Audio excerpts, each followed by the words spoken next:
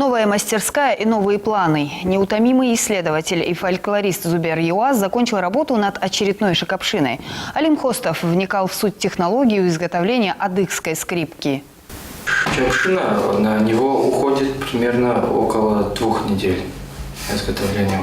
Ну, на верхнюю деку уходит ель, там специально нужно заказывать древесину, привозить. И тоже опять идет сушка. Старинные музыкальные инструменты тоже различаются по качеству и классу. Для изготовления образца высшей пробы, по словам Зубера, не хватит и полугода. Классическая шакапшина со временем претерпела изменения. Появились 3- и 4-струнные. Используются и современные комплектующие – колки и скрипичные струны. Однако струны из конского волоса, откуда, собственно, и пошло название инструмента, более ненавязчиво и тонко передают старинные мелодии, уверен Зубер. И вот винтажный инструмент в руках мастера.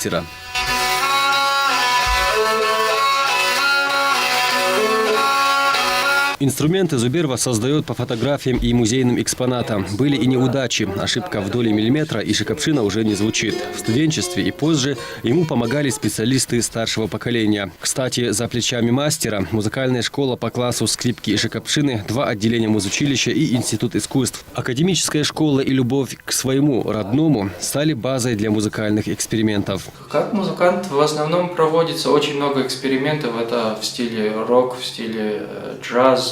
В разных стилях, в разных направлениях. И без этого никак. Занятия с молодежью – необходимые условия для сохранения всего народного, считает музыкант. Его ученики уже сами создают ансамбли и осваивают технологию изготовления инструмента. Есть и начинающие. Люсана Ток недавно вернулась из Сирии, играет на клавишных, поэтому с шакапшиной справляется без особого труда. Немного сложнее тем, кто только постигают азы исполнительского мастерства. Постановка руки занимает немного продолжительное время, но тем не менее первые 2 урока практически все желающие, которые приходят, уже играют более-менее так уже одно произведение, через 3-4 опять второе.